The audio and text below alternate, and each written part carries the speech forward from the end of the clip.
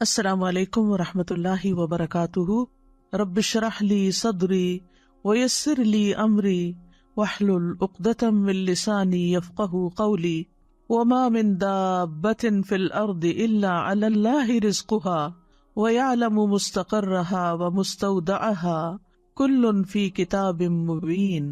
اور زمین میں چلنے والا کوئی جاندار ایسا نہیں مگر اللہ ہی کے اوپر اس کا رزق ہے، اور وہ اس کے ٹھہرنے کی جگہ اور اس کے سونپے جانے کی جگہ کو جانتا ہے۔ سب کچھ ایک واضح کتاب میں درج ہے۔ تو ہر جاندار کا رزق اللہ کے ذمہ ہے۔ آج ہم اس موضوع پر گفتگو کریں گے۔ رزق ہر جاندار کی ضرورت ہے۔ کوئی ذی روح اس کے حصول کی جد و جہد سے خالی نہیں ہو سکتا، مگر ہمارا دین اس کو ضرورت کے درجے میں رکھتا ہے، نہ کہ مقصد کے درجے میں۔ یعنی رزق کمانا، رزق کھانا ضروریات زندگی میں سے تو ہے، لیکن زندگی کا مقصد نہیں ہے۔ یعنی ہم جینے کے لیے کھا رہے ہیں، کھانے کے لیے نہیں جی رہے۔ مومن کے پاس جو دولت آتی ہے وہ اسے اپنی ضروریات پر خرچ کرنے کے بعد دوسرے ضرورت مندوں پر بھی خرچ کرتا ہے، اپنی آخرت کی فکر کرتا ہے، نہ کہ اس دولت سے صرف اپنا معیار زندگی بلند کرتا چلا جائے۔ مومن جائز طریقے سے رزق حاصل کرتا ہے اور جائز جگہوں پر خرچ کرتا ہے۔ مومن اللہ کا رزق کھا کر اللہ ہی کو یاد کرتا ہے، اس کا شکر ادا کرتا ہے۔ لیکن یہ یاد رہے کہ دنیاوی رزق انسان کی مادی ضروریات کو پورا کرتا ہے، مگر اس کی روحانی ضروریات کے لیے جو رزق اللہ نے دے رکھا ہے اس کے لیے اللہ ہی کی طرف رجوع کرنا ہوتا ہے۔ لہذا بندہ مومن اپنا سارا وقت صرف مال کمانے میں ہی نہیں لگا دیتا، بلکہ اللہ کی عبادت کے لیے بھی وقت نکالتا ہے، اس عبادت کے طریقوں کو سیکھنے کے لیے، علم حاصل کرنے کے لیے بھی وقت نکالتا ہے، اور یوں وہ رزق کے معاملے میں قناعت اختیار کرتا ہے، اور یہی ذریعہ ہے اطمینان پانے کا، کیونکہ اسے یقین ہوتا ہے کہ ہر جاندار کا رزق اللہ کے ذمہ ہے۔ وما من دابۃ، اور نہیں کوئی بھی جاندار۔ دابہ دبیب سے ہے، ہر اس جاندار کو کہتے ہیں جو سطح زمین پر چلتا اور رینگتا ہے۔ تو روئے زمین پہ چلنے والا ہر جاندار یعنی ذی روح، خواہ انسان ہو یا حیوان ہو، خشکی کا جانور ہو یا پانی کا جانور ہو، اس کی خوراک اور اس کا رزق اللہ تعالیٰ کے ذمہ ہے۔ اس پلانٹ پر جتنے بھی جاندار ہیں ان سب کو وہی کھلاتا پلاتا ہے، ان کی ساری ضروریات وہی پوری کرتا ہے۔ یعنی اس نے اپنی تمام مخلوقات کے رزق کی ذمہ داری لے رکھی ہے۔ بولنے والی مخلوق، بے زبان مخلوق، یاد رکھنے والی، غافل، سوال کرنے والی، خاموش رہنے والی، اطاعت گزار، فرما بردار اور نافرمان اور اس کا انکار کرنے والے، وہ سب کو ہی رزق دیتا ہے۔ زمین پہ بکھری ہوئی جتنی بھی مخلوق ہے، زمین میں بسیرا کرنے والی جتنی بھی مخلوق ہے، آسمان کے کناروں پہ محو پرواز جو بھی مخلوق ہے، سمندر کی گہرائیوں میں تیرنے والی جو بھی مخلوق ہے، ان سب کی تعداد کو بھی وہی جانتا ہے، ان کی اقسام اور ضروریات کو جانتا ہے، اور انہیں ہر لمحے رزق پہنچا رہا ہے۔ سورۃ العنکبوت آیت 60 میں اللہ تعالیٰ فرماتے ہیں وَكَأَيٍّ مِّن دَابَّةٍ لَا تَحْمِلُ رِزْقَهَا اللَّهُ يَرْزُقُهَا وَإِيَّاكُمْ وَهُوَ السَّمِيعُ الْعَلِيمُ۔ اور کتنے ہی چلنے والے جاندار ہیں جو اپنا رزق اٹھائے نہیں پھرتے، یعنی اپنی کمر پہ لاد کے نہیں پھر رہے، بلکہ ایک وقت کا کھاتے ہیں اور پھر اگلے وقت کے لیے پھر تلاش میں نکل پڑتے ہیں۔ اللہ انہیں رزق دیتا ہے اور تمہیں بھی، اور وہی سب کچھ سننے والا اور سب کچھ خوب جاننے والا ہے۔ پرندوں کو رزق دینے والا بھی اللہ ہے۔ عمر بن خطاب سے روایت ہے، کہتے ہیں کہ رسول اللہ صلی اللہ علیہ وسلم نے فرمایا، اگر تم اللہ پر اس طرح توکل کرو جس طرح حق ہے توکل کرنے کا، تو وہ تمہیں اسی طرح روزی دے جیسے وہ پرندوں کو دیتا ہے۔ صبح کو وہ بھوکے اٹھتے ہیں اور شام کو پیٹ بھرے ہوئے آتے ہیں، لیکن وہ سارا دن رزق تلاش کرتے ہیں، یعنی ان کے گھونسلے تک نہیں پہنچتا بلکہ وہ اس کے لیے کوشش اور محنت کرتے ہیں۔ جانوروں کے رزق کا بھی مالک اللہ ہے۔ اس سلسلے میں مسند احمد میں ایک روایت آتی ہے، ابو سعید خدری سے مروی ہے، وہ کہتے ہیں کہ ایک بھیڑیے نے ایک بکری پر حملہ کیا اور اس کو پکڑ کر لے گیا۔ چرواہے نے اس کا تعاقب کیا اور اس سے بکری چھین لی۔ وہ بھیڑیا اپنے دم کے بل بیٹھ کر کہنے لگا کہ تم اللہ سے نہیں ڈرتے کہ تم نے مجھ سے میرا رزق جو اللہ نے مجھے دیا تھا چھین لیا۔ وہ چرواہا کہنے لگا، تعجب ہے کہ ایک بھیڑیا اپنی دم پر بیٹھ کر مجھ سے انسانوں کی طرح بات کر رہا ہے؟ تو وہ بھیڑیا کہنے لگا میں تمہیں اس سے زیادہ تعجب کی بات نہ بتاؤں؟ محمد صلی اللہ علیہ وسلم یثرب میں لوگوں کو ماضی کی خبریں بتا رہے ہیں۔ جب وہ چرواہا اپنی بکریوں کو ہانکتا ہوا مدینہ پہنچا تو اپنی بکریوں کو کسی گوشے میں جمع کیا اور رسول اللہ صلی اللہ علیہ وسلم کی خدمت میں حاضر ہوا اور سارا واقعہ سنایا۔ رسول اللہ صلی اللہ علیہ وسلم کے حکم پر الصلاۃ جامعۃ کی منادی کر دی گئی، اور یہ اس وقت ہوتا تھا جب آپ سب لوگوں کو نماز کے وقت کے علاوہ اکٹھا کرنا چاہتے تھے۔ پھر آپ اپنے گھر سے نکلے اور چرواہے سے فرمایا کہ لوگوں کے سامنے اپنا واقعہ بیان کرو۔ اس نے لوگوں کے سامنے سارا واقعہ بیان کر دیا۔ رسول اللہ صلی اللہ علیہ وسلم نے فرمایا اس نے سچ کہا۔ تو یہاں پر اللہ سبحانہ تعالیٰ بندوں کو تسلی دے رہے ہیں کہ رزق کے معاملے میں زیادہ پریشان نہ ہو، کیونکہ سب کا رازق اللہ ہی ہے، وہی سب کو رزق فراہم کرتا ہے۔ یہ اللہ کا وعدہ ہے اور اس کی ایک سچی ضمانت ہے، اس کا فضل اور مہربانی ہے۔ حالانکہ اللہ کے ذمے کچھ بھی واجب نہیں ہے، لیکن اگر اللہ نے یہ وعدہ کر رکھا ہے تو پھر یہ ضرور پورا ہو کر رہے گا، کیونکہ اللہ وعدے کی خلاف ورزی نہیں کرتا۔ شیطان انسانوں سے فقر کا وعدہ کرتا ہے جبکہ اللہ فضل کا وعدہ کرتا ہے۔ سورۃ البقرہ میں آتا ہے الشیطان یعدکم الفقر ویأمرکم بالفحشاء واللہ یعدکم مغفرۃ منہ وفضلا واللہ واسع علیم۔ شیطان تمہیں فقر کا ڈراوا دیتا ہے اور تمہیں شرمناک بخل کا حکم دیتا ہے، اور اللہ تمہیں اپنی طرف سے بڑی بخشش اور فضل کا وعدہ دیتا ہے، اور اللہ وسعت والا سب کچھ جاننے والا ہے۔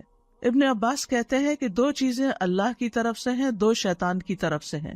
شیطان تم سے محتاجی کا وعدہ کرتا ہے اور کہتا ہے اپنا مال خرچ نہ کرو، اسے اپنے ہی پاس روک کر رکھو کیونکہ تمہیں آئندہ اس کی ضرورت ہوگی، اور وہ تمہیں بے حیائی کا حکم بھی دیتا ہے۔ اور اللہ تم سے وعدہ کرتا ہے کہ وہ ان نافرمانیوں پر تمہیں معاف کر دے گا اور رزق میں اضافہ کر دے گا۔ اور جہاں تک لفظ رزق کا تعلق ہے تو ابن منظور لسان العرب میں کہتے ہیں رزق سے مراد ہر وہ چیز ہے جس کے ساتھ ہر زندہ مخلوق کی زندگی قائم ہوتی ہے، خواہ وہ چیز معنوی ہو یا مادی ہو۔ یعنی ہر زندہ مخلوق جس چیز پر انحصار کرتی ہے، جس پر اس کی زندگی کا دار و مدار ہوتا ہے، وہ اس کے لیے رزق ہے۔ لیکن یاد رکھیے کہ رزق صرف کھانا پینا ہی نہیں، صرف مال ہی نہیں، بلکہ ہر نعمت رزق ہے۔ یعنی بعض لوگ سمجھتے ہیں کہ شاید مال کا ملنا ہی رزق ہے، جبکہ ہر وہ نعمت جو اللہ نے آپ کو دی ہے وہ اللہ کا رزق ہے۔ اس میں مال بھی ہے، آل اولاد بھی ہے، اہل و عیال ہے، صحت، محبت، قبولیت، یہ ساری چیزیں رزق کہلاتی ہیں۔ یعنی یہ ساری انسان کی ضروریات ہیں اور اللہ سبحانہ تعالیٰ ان ضروریات کو پورا کرتا ہے۔ یعنی ہر عطا کردہ چیز جو ہے وہ اللہ کا رزق ہے۔ اور پھر رزق کی دو قسمیں ہیں، ایک عام رزق ہے، ایک خاص رزق ہے۔ عام رزق سے ہر نیک اور فاجر فائدہ اٹھاتا ہے، اس میں حیوان، انسان، جن سب شامل ہیں۔ یہ جسموں کا رزق ہے اور یہ رزق اللہ نے تقسیم کیا ہے اور اللہ نے ان میں سے ہر ایک کو رزق دینے کا ذمہ لیا ہے۔ دوسرا خاص رزق ہے، اور یہ رزق کی دوسری قسم اللہ اپنے انبیاء اور اپنے رسولوں کے ہاتھوں پر اپنے بندوں میں سے جسے چاہتا ہے یہ رزق عطا کرتا ہے، اور یہ ایمان اور توحید کا رزق ہے۔ یہ تو اللہ تعالیٰ اس کو عطا کرتا ہے جو اس کا حقدار ہو اور جو اللہ کا شکر گزار ہو۔ لیکن بہرحال اللہ بہت فضل والا، بہت زیادہ احسان کرنے والا ہے، اور رزق اس کو دیتا ہے جو اس کے اسباب کو اختیار کرتا ہے۔ اور سب سے عظیم اور بہترین رزق جنت ہے، جو سب سے بہتر، سب سے مکمل، سب سے افضل، سب سے عزت والا رزق اور سب سے بلند اور سب سے زیادہ قائم رہنے والا وہ رزق جو اللہ اپنے بندوں کو دے گا، وہ جو کبھی نہ ختم ہوگا، اور یہ مومنوں کے ساتھ خاص ہے۔ وَمَن يُؤْمِن بِاللَّهِ وَيَعْمَلْ صَالِحًا يُدْخِلْهُ جَنَّاتٍ تَجْرِي مِن تَحْتِهَا الْأَنْهَارُ خَالِدِينَ فِيهَا أَبَدًا قَدْ أَحْسَنَ اللَّهُ لَهُ رِزْقًا۔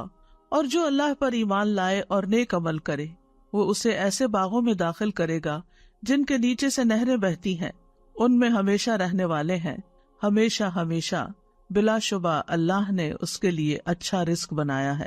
تو فرمایا وما من دابۃ الا علی اللہ رزقها ویعلم مستقرها ومستودعها، اور وہ اس کا ٹھکانہ اور اس کے سونپے جانے کی جگہ کو بھی جانتا ہے۔ مستقر سے مراد وہ جگہ ہے جس کی طرف ہر کوئی چیز جگہ پکڑتی ہے اور رات اور دن بھی اسی میں ٹھہرتے ہیں، اور مستودع یہ وہ جگہ ہے جس میں کوئی چیز دفن کی جاتی ہے جب موت آتی. تو گویا مستقر ہوا دنیا کا ٹھکانہ اور مستودع ہوا مرنے کے بعد کا ٹھکانہ یعنی قبر.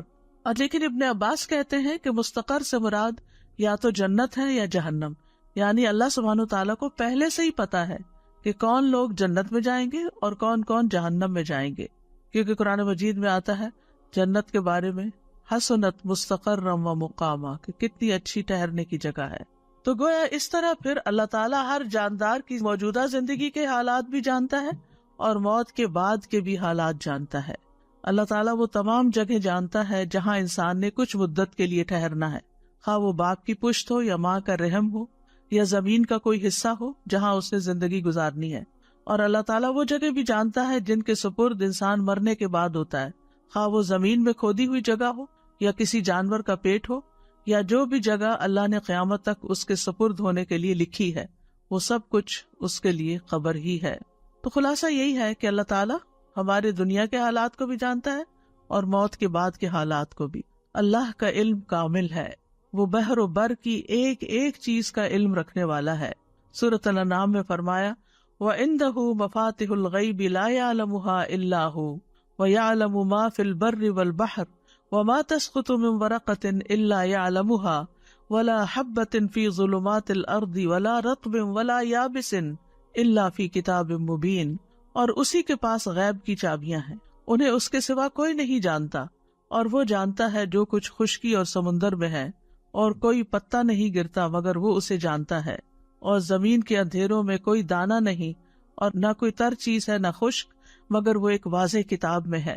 کوئی چیز جو ذرے برابر بھی ہو اس کے علم سے باہر نہیں. سورۃ یونس میں آتا ہے وَمَا يَعْزُبُ عَنْ رَبِّكَ مِن مِّثْقَالِ ذَرَّةٍ فِي الْأَرْضِ وَلَا فِي السَّمَاءِ وَلَا أَصْغَرَ مِن ذَلِكَ وَلَا أَكْبَرَ إِلَّا فِي كِتَابٍ مُبِينٍ.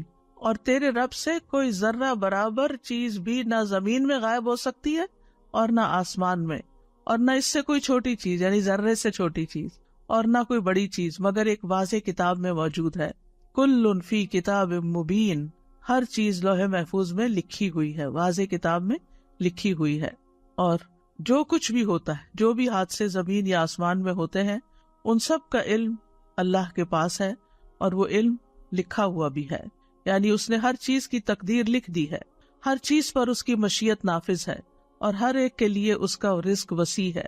پھر اسی طرح آسمان اور زمین کی ہر خبر لکھی جا چکی ہے.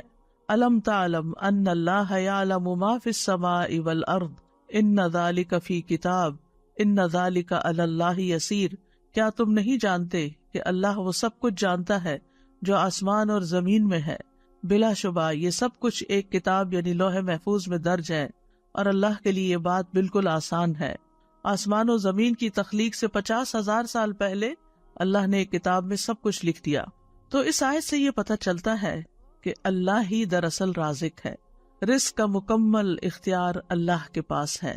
سورۃ فاطر میں آتا ہے یا ایھا الناس اذکروا نعمت اللہ علیکم هل من خالق غیر اللہ یرزقکم من السماء والارض لا الہ الا هو فانا تؤفکون. لوگو اپنے آپ پر اللہ کے احسان کو یاد رکھو. کیا اللہ کے سوا کوئی اور خالق ہے جو تمہیں آسمانوں اور زمین سے رزق دے؟ یاد رکھو اس کے سوا کوئی الہ نہیں، پھر تم کہاں سے دھوکہ کھا جاتے ہو. تو الہ ہی میں یہ بات بھی شامل ہے کہ وہ دیتی ہے، سب کا رازق ہے، سب مخلوقات کو پال رہا ہے، اور اگر رازق وہ ہے تو پھر عبادت بھی اسی کی ہونی چاہیے. وہ رزق کو بڑھاتا بھی ہے اور گھٹاتا بھی ہے، یہ بھی یاد رکھیے. یعنی انسان کا رزق ہمیشہ ایک جیسا نہیں رہتا. اگر آج کسی کے پاس کم ہے تو کل زیادہ بھی ہو سکتا ہے، اور اگر آج کسی کے پاس زیادہ ہے تو کل کم بھی ہو سکتا ہے. اللہ یبسط الرزق لمن یشاء ویقدر وفرحوا بالحیاۃ الدنیا وما الحیاۃ الدنیا فی الآخرۃ الا متاع. اللہ رزق فراخ کرتا ہے جس کے لیے وہ چاہتا ہے اور تنگ کر دیتا ہے، اور وہ دنیا کی زندگی پر خوش ہو گئے، حالانکہ دنیا کی زندگی آخرت کے مقابلے میں تھوڑے سامان کے سوا کچھ بھی نہیں ہے. پھر اسی طرح سورۃ الروم میں اللہ تعالیٰ فرماتے ہیں اولم یروا ان اللہ یبسط الرزق لمن یشاء ویقدر ان فی ذلک لآیات لقوم یؤمنون. اور کیا انہوں نے نہیں دیکھا کہ اللہ رزق فراخ کر دیتا ہے جس کے لیے وہ چاہتا ہے اور تنگ کر دیتا ہے بے شک اس میں ان لوگوں کے لیے یقیناً بہت سی نشانیاں ہیں جو ایمان رکھتے ہیں. آسمان و زمین کی کنجیاں اسی کے پاس ہیں، اکثر لوگ اس کے اس اختیار سے لا علم ہیں. سورہ سبا میں فرمایا قل ان ربی یبسط الرزق لمن یشاء ویقدر ولکن اکثر الناس لا یعلمون. کہہ دیجئے بے شک میرا رب رزق فراخ کرتا ہے جس کے لیے چاہتا ہے اور تنگ کر دیتا ہے، لیکن اکثر لوگ علم نہیں رکھتے. وہ صرف حالات کو، اسباب کو اور ظاہری چیزوں کو دیکھتے رہتے ہیں کہ اس وجہ سے، اس ریزن سے اور اس ریزن سے یہ کم ہو گیا ہے، لیکن یہ سب کچھ اللہ کے حساب میں پہلے سے ہی ہے. جب ایک بچہ پیدا ہوتا ہے تو پیدا ہونے سے پہلے جب وہ ماں کے پیٹ میں ہوتا ہے تو فرشتہ آتا ہے اور اس کا رزق لکھتا ہے، اور یہ اللہ کی طرف سے تقدیر لے کر آتا ہے کہ کس کو کتنا رزق ملے گا، اور یہ سب اللہ کا اندازہ ہے کہ کس کو کیا ملنا چاہیے. اللہ کے سوا کوئی اور انسان کے رزق کا مالک نہیں. اللہ رزق دیتا ہے، لیتا نہیں ہے. سورۃ طٰہٰ میں اللہ تعالیٰ فرماتے ہیں وَأْمُرْ أَهْلَكَ بِالصَّلَاةِ وَاصْطَبِرْ عَلَيْهَا لَا نَسْأَلُكَ رِزْقًا نَحْنُ نَرْزُقُكَ وَالْعَاقِبَةُ لِلتَّقْوَىٰ. اور اپنے گھر والوں کو نماز کا حکم دو اور اس پر خوب پابند رہو. ہم تم سے کسی رزق کا مطالبہ نہیں کرتے، ہم ہی آپ کو رزق دیتے ہیں اور اچھا انجام تقویٰ کا ہے. لیکن آپ دیکھیے کہ اس کے برعکس ہم اپنے گھر والوں کو کس چیز کا یا بچوں کو کس چیز کا حکم دیتے رہتے ہیں. وہ نماز پڑھیں یا نہ پڑھیں، نماز کی پابندی کریں یا نہ کریں، اس کا اتنا غم نہیں ہوتا جتنا اس بات کا غم کہ یہ کیا کما رہے ہیں، یہ کہاں سے کھائیں گے، یہ کیسے جئیں گے. ضرور اس کی بھی فکر ہونی چاہیے. یہ نہیں کہا گیا کہ اسباب اختیار نہ کرو، اسباب اختیار کرنے چاہیے، لیکن اللہ سبحانہ و تعالیٰ فرماتے ہیں کہ ہم آپ سے رزق نہیں مانگتے، رزق تو اللہ کے ہاتھ میں ہے. ان اللہ هو الرزاق ذو القوة المتین. اور اگر وہ اپنا رزق روک لے تو کوئی دے نہیں سکتا. امن هذا الذی یرزقکم ان امسک رزقہ بل لجوا فی عتو ونفور. یا وہ کون ہے جو تمہیں رزق دے اگر وہ اپنا رزق روک لے، بلکہ وہ سرکشی اور بدکنے پر اڑے ہوئے ہیں. تو جب انسان کو یہ یقین ہو جاتا ہے کہ رازق اللہ ہے تو پھر انسان رزق کی تنگی میں اسی کی طرف رجوع کرتا ہے. ورنہ وہ انسانوں کو یہ سمجھتا ہے کہ یہ میرے رازق ہیں تو پھر وہ ان کی چاکری پہ لگ جاتا ہے اور ان کی خوشامد پہ لگ جاتا ہے کہ شاید یہی جاب دیں گے تو جاب ہوگی، یا یہ تعاون کریں گے تو ہی رزق ملے گا، جبکہ رزق جو ہے وہ اللہ کے ذمہ ہے. اللہ تعالیٰ فرماتے قل ارأیتم ان اصبح ماؤکم غورا فمن یأتیکم بماء معین.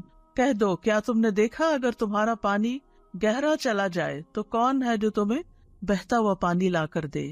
یعنی رزق کے جتنے بھی سورسز ہیں وہ اللہ کے ہاتھ میں ہیں اور وہ بندوں کی ضرورت کے مطابق ان کو نکالتا رہتا ہے، اور پھر جس کو جیسا چاہتا ہے، جتنا چاہتا ہے رزق دیتا ہے، جس کو چاہتا ہے وافر دیتا ہے، جس پہ چاہتا ہے تنگ کر دیتا ہے. سورۃ ذاریات میں آتا ہے ان اللہ هو الرزاق ذو القوة المتین. بے شک اللہ ہی بے حد رزق دینے والا، طاقت والا، نہایت مضبوط ہے، اور رزق کے معاملے میں کوئی بھی اللہ کو عاجز کرنے والا نہیں. یعنی اگر اللہ تعالیٰ دینا چاہے کسی کو تو کوئی روک نہیں سکتا، اور اگر وہ روک دے تو کوئی دے نہیں سکتا. قرآن مجید میں آتا ہے ان ھذا لرزقنا ما لہ من نفاد. بلا شبہ یقیناً یہ ہمارا رزق ہے جس کے لیے کسی صورت ختم ہونا نہیں ہے. دنیا میں بھی جب تک مخلوقات زندہ ہے رزق آتا رہے گا، اور جنت میں جانے کے بعد تو جنت کا رزق کبھی ختم ہوگا ہی نہیں. رزق کے معاملے میں یہ بھی یاد رہے کہ اللہ سبحانہ تعالیٰ اپنے نافرمانوں کو بھی رزق دیتا ہے. یعنی اگرچہ تقویٰ سے اور توکل سے یعنی کہ رزق کی کنجیاں ہیں کئی ایک، لیکن جو نافرمانی کرتے ہیں دنیا کی اس محدود زندگی میں، چونکہ وہ اللہ کی مخلوق ہے، اللہ نے ان کو پیدا کیا ہے، تو اللہ تعالیٰ ان کو رزق بھی عطا کرتا ہے. ان کی نافرمانیوں کے باوجود بھی انہیں رزق دیتا ہے. شیطان بھی اللہ ہی سے رزق مانگتا ہے، حالانکہ وہ اللہ کا دشمن ہے. لیکن رسول اللہ صلی اللہ علیہ وسلم نے فرمایا کہ ابلیس نے کہا اے میرے رب، تو نے اپنی ساری مخلوق کا رزق واضح کر دیا ہے، تو میرا رزق کہاں ہے؟ اللہ نے فرمایا ہر وہ چیز جس پر میرا نام نہ لیا جائے اس رزق میں تم شامل ہو. پھر اسی طرح آسمان والوں کو بھی وہی رزق دیتا ہے اور زمین والوں کو بھی وہی رزق دیتا ہے. حاتم الاسم سے پوچھا گیا من این تاکلو، کہاں سے تم کھاتے ہو؟ یعنی تم کوئی کام کاروبار تو نہیں کرتے، کھاتے کہاں سے ہو؟ قال من عند اللہ، کہنے لگا اللہ کے پاس سے. ان کو کہا گیا کیا اللہ تعالیٰ آسمان سے تمہارے لیے دینار و درہم نازل فرمائیں گے؟ انہوں نے کہا کیا اللہ صرف آسمان ہی میں ہے؟ یہ زمین بھی اسی کی ہے اور یہ آسمان بھی اسی کا ہے. اگر وہ میرا رزق آسمان سے نہ دے گا تو زمین سے چلا کر میرے پاس لے آئے گا. ہم کہتے ہیں نا تمہارا آسمان سے اترے گا، بات یہ ہے کہ وہ زمین سے بھی لے آئے گا. پھر انہوں نے یہ شعر پڑھے وَكَيْفَ أَخَافُ الْفَقْرَ وَاللَّهُ رَازِقِي، میں فقر سے کیوں ڈروں جبکہ اللہ میرا رازق ہے. وَرَازِقُ هَذَا الْخَلْقِ فِي الْعُسْرِ وَالْيُسْرِ، تنگی اور آسانی میں اس مخلوق کا رازق وہی ہے. تَكَفَّلَ بِالْأَرْزَاقِ لِلْخَلْقِ كُلِّهِمْ، اس نے ساری مخلوقات کے رزق کا ذمہ لے رکھا ہے. وَمَا مِن دَابَّةٍ إِلَّا عَلَى اللَّهِ رِزْقُهَا وَلِلضَّبِّ فِي الْبَيْدَاءِ وَالْحُوتِ فِي الْبَحْرِ، وہ گوہ کو صحرا میں رزق دیتا ہے اور مچھلی کو سمندر میں رزق دیتا ہے. اور پھر ہم دیکھیں کہ ہر مخلوق کی رزق کی ضرورت مختلف ہے. انسانوں میں سے بھی مختلف علاقوں کے رہنے والے لوگ مختلف طرح کی چیزیں کھاتے ہیں. اسی طرح پانی میں رہنے والے جانوروں کا رزق اور طرح ہے، خشکی والوں کا اور طرح، پرندوں کا اور طرح ہے، جنگلی جانوروں کا اور طرح ہے. پھر لوگوں کے ہاں پسند ناپسند بھی ہے، پھر ان کی ٹیسٹ کا بھی فرق ہے، کوئی مرچیں کھاتا ہے کوئی نہیں کھاتا. تو اسی کے مطابق اللہ سبحانہ وتعالیٰ نے اتنی ورائٹی پیدا کر دی ہے. اور یہ اتنی ورائٹی پیدا کرنے کا یہ مطلب نہیں کہ ہم ہر چیز ہی کھائیں یا ہر چیز ہمارے لیے بنی ہے. ہر ایک کی ضرورت کے مطابق اللہ تعالیٰ نے تقسیم کر رکھا ہے. کچھ لوگ کچھ چیزوں کو بالکل بھی نہیں کھا سکتے. ہم کہتے ہیں الرجی ہے، ٹھیک ہے الرجی ہوتی ہے، لیکن اصل میں تو پیچھے اللہ ہی کا اذن ہوتا ہے. وہ جس کو چاہے دے اور جس سے چاہے روک دے، جس کو چاہے وہ چیز کھانے دے اور جس سے چاہے وہ نہ کھانے دے. اور پھر اللہ وہاں سے رزق دیتا ہے جہاں سے بندہ گمان بھی نہیں کر سکتا. وَيَرْزُقْهُ مِنْ حَيْثُ لَا يَحْتَسِبُ وَمَن يَتَوَكَّلْ عَلَى اللَّهِ فَهُوَ حَسْبُهُ إِنَّ اللَّهَ بَالِغُ أَمْرِهِ قَدْ جَعَلَ اللَّهُ لِكُلِّ شَيْءٍ قَدْرًا، اور اسے رزق دے گا جہاں سے وہ گمان نہیں کرتا، اور جو کوئی اللہ پر بھروسہ کرے تو وہ اسے کافی ہو جاتا ہے. بے شک اللہ اپنا کام پورا کر کے رہتا ہے. یقیناً اللہ نے ہر چیز کے لیے ایک اندازہ مقرر کیا ہے. اصل میں ہم جلد باز ہیں، ہم چاہتے ہیں کہ ہمارا کام وقت سے پہلے ہی ہو جائے. پھر مرنے کے بعد بھی اپنے بندوں کو وہی رزق دیتا ہے. خاص طور پر شہید جو ہیں ان کو مرنے کے بعد بھی رزق ملتا ہے. نبی صلی اللہ علیہ وسلم نے فرمایا جب تمہارے بھائی احد میں شہید کر دیے گئے تھے تو اللہ نے ان کی روحوں کو سبز رنگ کے پرندوں کے پیٹوں میں کر دیا جو جنت کی نہروں پہ آتے ہیں، وہاں کے پھل کھاتے ہیں، پھر سونے کی کندیلوں میں لوٹ جاتے ہیں جو عرش کے سائے میں لٹک رہی. یعنی ان کی روحوں کو اتنے اعلیٰ مقام پہ اللہ نے رکھا ہے. جب انہوں نے وہاں کے کھانے پینے اور آرام اور راحت کے مزے دیکھے تو کہا کون ہے جو ہمارا یہ پیغام ہمارے بھائیوں تک پہنچا دے کہ ہم جنت میں زندہ ہیں، ہمیں رزق دیا جاتا ہے تاکہ وہ جہاد سے بے رغبت نہ ہو جائیں اور لڑائی میں بزدلی نہ دکھائیں. اللہ سبحانہ تعالیٰ نے فرمایا میں تمہارا یہ پیغام ان تک پہنچا دوں گا. چنانچہ اللہ نے یہ آیت نازل کی وَلَا تَحْسَبَنَّ الَّذِينَ قُتِلُوا فِي سَبِيلِ اللَّهِ أَمْوَاتًا بَلْ أَحْيَاءٌ عِندَ رَبِّهِمْ يُرْزَقُونَ، وہ لوگ جو اللہ کی راہ میں قتل ہوئے ان کے بارے میں یہ ہرگز خیال نہ کیجیے کہ وہ مردہ ہیں، بلکہ وہ زندہ ہیں، اپنے رب کے پاس رزق دیے جاتے ہیں. اور پھر ایک اور جگہ پر بھی اللہ تعالیٰ نے ایسے لوگوں کے لیے رزقاً حسنہ کی خوشخبری دی. وَالَّذِينَ هَاجَرُوا فِي سَبِيلِ اللَّهِ ثُمَّ قُتِلُوا أَوْ مَاتُوا لَيَرْزُقَنَّهُمُ اللَّهُ رِزْقًا حَسَنًا وَإِنَّ اللَّهَ لَهُوَ خَيْرُ الرَّازِقِينَ. اور جن لوگوں نے اللہ کے راستے میں وطن چھوڑا پھر قتل کر دیے گئے یا مر گئے، یقیناً اللہ انہیں ضرور رزق دے گا، اچھا رزق، رزقاً حسنہ، اور بے شک اللہ یقیناً سب رزق دینے والوں میں سے بہترین ہے. رزق کے کم یا زیادہ ہونے میں اللہ کی حکمتیں ہوتی. یاد رکھیے وافر رزق کا ملنا اللہ کی رضامندی کی علامت نہیں. جب کسی کے پاس بہت آ جاتا ہے تو عموماً وہ اس خوش فہمی کا شکار ہو جاتا ہے کہ اللہ مجھ سے بہت راضی ہے. کبھی اللہ تعالیٰ گمراہ اور جاہل لوگوں کے رزق میں بہت اضافہ کر دیتا ہے، ان پر دنیا وسیع کر دیتا ہے، اور کبھی اہل ایمان پر رزق تنگ کر دیتا ہے. تو یہ نہیں سمجھا جانا چاہیے کہ جو کچھ ہمیں ملا ہے یہ زیادہ ملا ہے، یہ اللہ کی محبت یا چنے ہوئے ہونے کی دلیل ہے. اللہ دنیا اس کو بھی دیتا ہے جس سے وہ محبت کرتا ہے، اور اس کو بھی دیتا ہے جس سے وہ محبت نہیں کرتا، مگر ایمان صرف اس کو عطا کرتا ہے جس سے وہ محبت کرتا ہے. رزق کا گھٹنا بڑھنا جو ہے یہ اللہ کی طرف سے ایک امتحان ہے. جیسے اور بہت سی چیزوں میں امتحان ہے تو رزق کے معاملے میں بھی ایک امتحان ہے. فَأَمَّا الْإِنسَانُ إِذَا مَا ابْتَلَاهُ رَبُّهُ فَأَكْرَمَهُ وَنَعَّمَهُ فَيَقُولُ رَبِّي أَكْرَمَنِ وَأَمَّا إِذَا مَا ابْتَلَاهُ فَقَدَرَ عَلَيْهِ رِزْقَهُ فَيَقُولُ رَبِّي أَهَانَنِ. بس لیکن انسان جب اس کا رب اسے آزمائے پھر اسے عزت بخشے اور اسے نعمت دے تو کہتا ہے میرے رب نے مجھے عزت بخشی. لیکن جب وہ اسے آزمائے پھر اس پر اس کا رزق تنگ کر دے تو کہتا ہے میرے رب نے مجھے ذلیل کر دیا. تو اللہ سبحانہ تعالیٰ کے اس فرمان سے بالکل واضح ہو رہا ہے کہ یہ رزق کا دیا جانا اور رزق کا لیا جانا دونوں ہی امتحان ہے۔ پھر یہ ہے کہ کبھی رزق کی کمی خیر کا باعث بھی ہوتی اور کبھی وافر رزق خیر کا باعث ہوتا ہے، کیونکہ رزق کا وافر ہونا بہرحال آزمائش تو ہے، لیکن نیک انسان کے لیے اچھا مال خوش قسمتی کی علامت ہے، کیونکہ وہ اسے اچھے کاموں میں صرف کرتا ہے اور اس سے اس کے درجات اور بلند ہوتے ہیں۔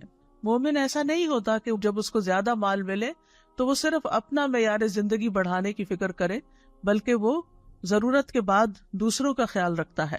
بعض اوقات رزق کا وافر ہونا سرکشی کا باعث بھی بن جاتا ہے، اس لیے اللہ سبحانہ تعالیٰ ایک حد کے اندر ہی سب کو رزق دیتا ہے۔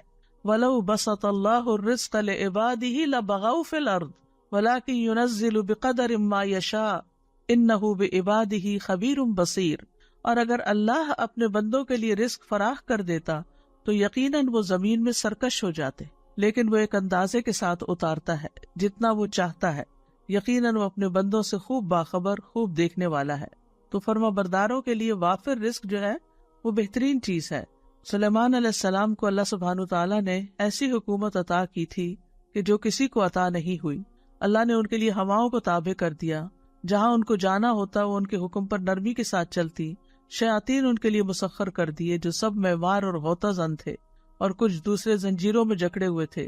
تو اللہ تعالیٰ فرماتے ہیں ھذا عطاؤنا، یہ ہماری عطا ہے، فمنن او امسک بغیر حساب، اب کسی پہ احسان کرو یا اپنے پاس رکھو، کوئی حساب بھی نہیں۔ پھر اسی طرح ایوب علیہ السلام جب وہ بیماری سے صحت یاب ہوئے اور غسل فرما رہے تھے کہ سونے کی ٹڈیاں آپ پر گرنے لگی۔ ایوب علیہ السلام انہیں اپنے کپڑے میں سمیٹنے لگے۔ اتنے میں ان کے رب نے انہیں پکارا، اے ایوب، کیا میں نے تمہیں اس چیز سے بے نیاز نہیں کر دیا جسے تم دیکھ رہے ہو؟ یعنی تمہارے اندر تو اس چیز کی خواہش نہیں ہے؟ ایوب علیہ السلام نے جواب دیا، جی ہاں، تیری بزرگی کی قسم، لیکن تیری برکت سے میرے لیے بے نیازی کیسے ممکن ہے؟ یعنی میں یہ برکت کے طور پر ان کو اکٹھا کر رہا ہوں، مال کی لالچ میں نہیں، کیونکہ وہ تو اللہ تعالیٰ نے گواہی دی کہ اللہ نے ان کو اس سے بے نیاز کر دیا تھا۔ اتنا عرصہ جب ان کی ہر چیز تباہ ہو گئی تو انہوں نے ایک دفعہ بھی شکوہ نہیں کیا۔ تو اللہ سبحانہ تعالیٰ کبھی بندوں کو دے کے آزماتا ہے اور کبھی ان سے لے کے آزماتا ہے، اور آزمائش کے اعتبار سے سب سے زیادہ سخت انبیاء ہوتے ہیں، پھر علماء ہوتے ہیں، پھر عام نیک لوگ ہوتے ہیں۔ خود نبی صلی اللہ علیہ وسلم کا اکثر وقت فاقوں میں گزرتا تھا۔ نعمان رضی اللہ عنہ خطبہ دے رہے تھے اور کہنے لگے کہ عمر رضی اللہ عنہ نے اس دنیا کا ذکر کیا جو لوگوں نے حاصل کر لی، پھر فرمایا، میں نے رسول اللہ صلی اللہ علیہ وسلم کو دیکھا کہ آپ سارا دن بھوک کی وجہ سے بے قرار رہتے تھے، آپ خراب کھجور تک نہ پاتے تھے جس سے اپنا پیٹ بھر لیں۔ عائشہ رضی اللہ تعالیٰ عنہ فرماتی ہے کہ محمد صلی اللہ علیہ وسلم کے گھرانے نے اگر دن میں کبھی 2 مرتبہ کھانا کھایا تو اس میں ضرور ایک وقت صرف کھجوریں ہوتی تھی، یعنی انککڈ کھانا۔ اسی طرح صحابہ کرام جو تھے ان میں سے بھی بہت سے فاقے کے ساتھ ہوتے تھے۔ اصحاب صفہ اکثر فاقے سے رہا کرتے تھے، حتیٰ کہ بھوک سے نڈھال ہو کر بے ہوش ہو کر گر جاتے تھے، تو بدوی کہتے تھے کہ یہ پاگل لوگ ہیں۔ رزق کے حوالے سے چند اور باتیں بھی یاد رکھنے کی ہیں۔ نمبر 1 یہ کہ ہر انسان کا رزق مقرر ہو چکا ہے۔ نبی صلی اللہ علیہ وسلم نے فرمایا، ابن آدم سے 4 چیزوں کے معاملے میں فارغ ہوا جا چکا ہے، اس کی تخلیق، اس کے اخلاق، اس کے رزق اور اس کی موت سے۔ پھر ماں کے پیٹ میں ہی بچے کا رزق لکھ دیا جاتا ہے۔ رزق سے بھاگنے والا بھی رزق پا کر ہی رہے گا۔ رزق کی تلاش میں نکلنا چاہیے، منع نہیں ہے۔ اللہ کے ذمہ رزق ہونے کا مطلب یہ نہیں کہ انسان کمائی نہ کرے یا تلاش نہ کرے۔ اس کا مطلب ہے کہ رزق کے تمام خزانے اللہ کے ہاتھ میں ہیں، لیکن انسان کو محنت کرنا ہوگی، اسباب اختیار کرنا ہوں گے، اور رزق کی تلاش کا بھی حکم دیا گیا ہے۔ فَابْتَغُوا عِندَ اللَّهِ الرِّزْقَ وَاعْبُدُوهُ۔ جمعے کے دن بھی جب جمعہ پڑھ لیا جائے تو کیا حکم دیا گیا؟ فَإِذَا قُضِيَتِ الصَّلَاةُ فَانتَشِرُوا فِي الْأَرْضِ وَابْتَغُوا مِن فَضْلِ اللَّهِ، کہ جب نماز ادا کی جا چکے تو زمین میں پھیل جاؤ اور اللہ کا فضل تلاش کرو۔ وَاذْكُرُوا اللَّهَ كَثِيرًا لَعَلَّكُمْ تُفْلِحُونَ، اور اللہ کو بہت یاد کرو تاکہ تم فلاح پاؤ۔ پھر زمین میں چلنے پھرنے کا حکم ہے اور رزق کھانے کا حکم ہے۔ فَامْشُوا فِي مَنَاكِبِهَا وَكُلُوا مِن رِّزْقِهِ وَإِلَيْهِ النُّشُورُ، کہ اس کے کندھوں پہ چلو، یعنی سفر کرو، کمائی کرو، محنت کرو، اور اس کے دیے ہوئے میں سے کھاؤ، اور اس کی طرف دوبارہ تمہیں اٹھ کے جانا ہے۔ رزق کی تلاش کے لیے جانا انبیاء کی سنت ہے۔ اسماعیل علیہ السلام کی شادی کے بعد ابراہیم علیہ السلام اپنے چھوڑے ہوئے خاندان کو دیکھنے آئے۔ اسماعیل علیہ السلام گھر پر نہیں تھے، دوبارہ آئے، دوبارہ بھی گھر پہ موجود نہیں تھے۔ آپ ان کی بیوی کے ہاں گئے، ان سے اسماعیل علیہ السلام کے بارے میں پوچھا۔ انہوں نے بتایا کہ ہمارے لیے روزی تلاش کرنے گئے ہیں. پھر اسی طرح صحابہ کی صفت قرآن میں بتائے گی، وَآخَرُونَ يَضْرِبُونَ فِي الْأَرْضِ يَبْتَغُونَ مِنْ فَضْلِ اللَّهِ، اور کچھ دوسرے زمین میں سفر کریں گے، اللہ کا فضل تلاش کریں گے. پھر اسی طرح رزق کی تلاش میں اعتدال سے کام لینا چاہیے، یعنی سارا وقت اس میں نہیں لگانا چاہیے، کیونکہ ہر ایک کو وہ ملے گا جو اس کے لیے لکھ دیا گیا ہے. یاد رکھیے، رزق کے لیے محنت کرنے، کمانے کے علاوہ کچھ اور چیزیں بھی ہیں کہ جو انسان کے رزق کو بڑھاتی ہیں، جس میں نمبر 1 ایمان اور تقوی اختیار کرنا. وَمَن يَتَّقِ اللَّهَ يَجْعَل لَّهُ مَخْرَجًا وَيَرْزُقْهُ مِنْ حَيْثُ لَا يَحْتَسِبُ، جو اللہ کا تقوی اختیار کرے گا، اللہ اس کے لیے مشکلات سے نکلنے کا راستہ بنا دے گا، اللہ اس کو وہاں سے رزق دے گا جہاں سے وہ گمان بھی نہیں رکھتا. پھر اسی طرح ایمان اور عمل صالح کرنے والے سے اللہ کا وعدہ ہے کہ وہ اس کو رزق عطا کرے گا. ابن عباس سے اس آیت کا مطلب پوچھا گیا، من عمل صالحا من ذکر او انثى وهو مؤمن فلنحيينه حیاتا طیبہ، جو بھی نیک عمل کرے، مرد ہو یا عورت ہو اور وہ مومن ہو، تو یقیناً ہم اسے ضرور زندگی بخشیں گے، پاکیزہ زندگی، اور یقیناً ہم انہیں ان کا اجر ضرور بدلے میں دیں گے. تو انہوں نے کہا حیات طیبہ سے مراد حلال رزق ہے، کہ ایسے لوگوں کو اللہ تعالیٰ حلال رزق عطا کرے گا. پھر یہ ہے کہ رزق کمانے کے ساتھ ساتھ عبادت کے لیے وقت نکالنا چاہیے، ورنہ فرمایا ابن آدم مجھ سے دور نہ ہو، ورنہ میں تیرے دل کو فقر سے اور تیرے ہاتھ کو شغل سے بھر دوں گا. یعنی کام کبھی ختم نہیں ہوگے، عبادت کے لیے بھی وقت نکالو. پھر فرائض کی ادائیگی، پھر اللہ کی اطاعت کرنا. حدیث میں آتا ہے رزق کی تلاش میں میانہ روی اختیار کرو، کہیں ایسا نہ ہو کہ رزق کا مؤخر ہونا تمہیں اس بات پر اکسا دے کہ تم اللہ کی نافرمانیاں کر کے اس کی تلاش میں پڑ جاؤ. یاد رکھو جو کچھ اللہ کے پاس ہے وہ اس کی اطاعت کر کے ہی حاصل کیا جا سکتا ہے، یعنی صرف دنیا کی طرف ہی توجہ نہ ہو بلکہ اللہ کی اطاعت کو بھی نہ بھولو. یاد رکھے شروع میں ہم نے کہا تھا نا کہ رزق سے مراد صرف کھانا پینا ہی نہیں ہے بلکہ باقی چیزیں بھی ہیں. پھر اسی طرح نیکی کے کام کرنا، شکر گزار بننا نعمتوں کو بڑھا دیتا ہے. لئن شکرتم لأزیدنکم، اگر تم شکر ادا کرو گے تو میں تم کو اور ضرور زیادہ دوں گا. پھر توبہ استغفار کرنا، اس سے رزق میں اضافہ ہوتا ہے. تسبیحات سے رزق ملتا ہے. اللہ کے نبی نوح علیہ السلام کی وفات کا وقت جب قریب آیا تو انہوں نے اپنے بیٹے سے فرمایا سبحان اللہ و بحمدہ کا ورد کرتے رہنا، یہ ہر چیز کی نماز ہے اور اسی کے ذریعے مخلوق کو رزق ملتا ہے. پھر پے در پے حج اور عمرہ کرنا، صلہ رحمی کرنا، رشتہ داروں کو دینا. فرمایا جس شخص کو پسند ہو کہ اس کے رزق میں وسعت ہو یا اس کی عمر دراز ہو تو اسے چاہیے کہ وہ صلہ رحمی کرے. دوسروں پر خرچ کرنے سے رزق میں اضافہ ہوتا ہے. رسول اللہ صلی اللہ علیہ وسلم نے فرمایا کہ اللہ عز و جل فرماتا ہے اے ابن آدم خرچ کرو میں تجھ پر خرچ کروں گا. پھر اسی طرح کمزور لوگوں کا خیال رکھنے کی بدولت رزق ملتا ہے. آپ صلی اللہ علیہ وسلم نے فرمایا میرے لیے ضعیف اور کمزور لوگوں کو تلاش کرو کیونکہ تم لوگ اپنے کمزور لوگوں کے ذریعے ہی رزق دیے جاتے اور مدد کیے جاتے ہو. پھر اسی طرح طالب علموں پر خرچ کرنا.